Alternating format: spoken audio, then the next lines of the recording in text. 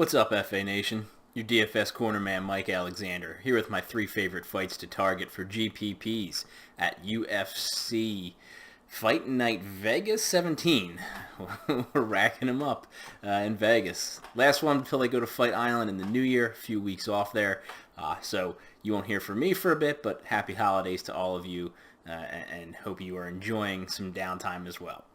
Jumping in. First fight to target, a pretty obvious one. You've got Michel Pereira facing Chaos Williams. Both of these men are very dangerous. Chaos Williams has shown that in the UFC with two flash knockouts, first round, seconds into both fights, against decent opponents, Alex Morono and Abdul Razak Al Hassan. But guys have plenty of UFC fights. These aren't low-level competitors. But the flash knockout, something that's hard to find on a continual basis. Can we trust that? Michel Pereira, just a wild man. Dude is crazy. Runs up off the cage, does flips, tries to helicopter kick down opponents to the head, which would be illegal in a DQ if it lands. He's gassed in fights big time. Seems like he's getting there. The weight cut's going smoother. The gas tank's getting better. Looked pretty good his last time out against not the best opponent in Zelim Imadaev. So Chaos's star is definitely on the rise more than Pereira's, but Pereira presents a lot of problems. He's huge for the weight, and like I said, you just can't predict what he's going to do. I've got a nagging suspicion this one actually ends up going to decision, with Chaos Williams winning by decision over a tired Pereira. But if not, there's a finish in there for one of these guys, and it's probably highlight reel stuff. Give me Williams, because we've seen Pereira have issues. We haven't seen Williams have those same issues yet. He's probably a little bit trendier of a pick, but their ownerships are going to be close. Then next up, you've got Gillian Robertson taking on Telia Santos, women's fight. 8,200, 8K for these two ladies. This is a big step up for Santos. She's 1-1 in the UFC. She did not look good in her debut against Mara Buena Silva. She did look good against Molly McCann, which we called correctly, saying Molly McCann is not a very good fighter. Robertson, though, she is a pretty good fighter. Her only flaw is that she's got a reputation for quitting in the octagon, especially if the going gets tough.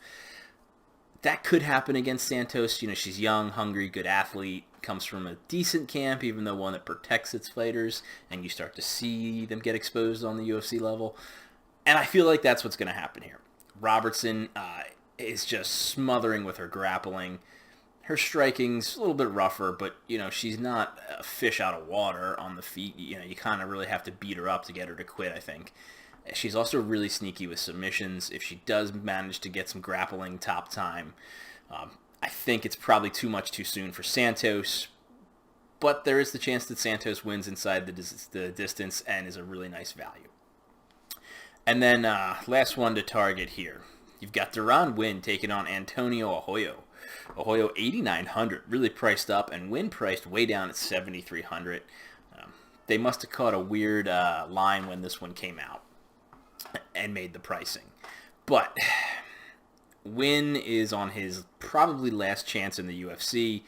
He got a win that wasn't anything to write home about over Eric Spicely, and then two losses. So, he's got to get something in the win column. He's a Daniel Cormier protege to a T. Stocky wrestler that fights up a weight or two and really should be minding his midsection a little better and fighting down one or two weight classes for his height and reach. So, that's his big problem.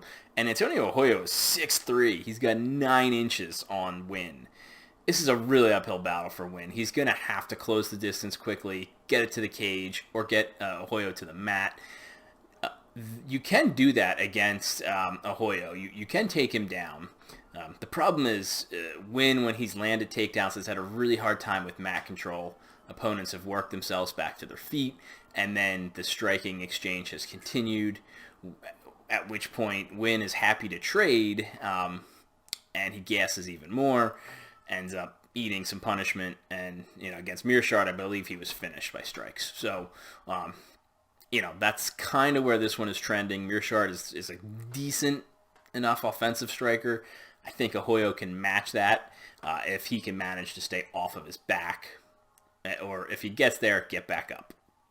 That's what I got. Good luck, and may the sports be with you.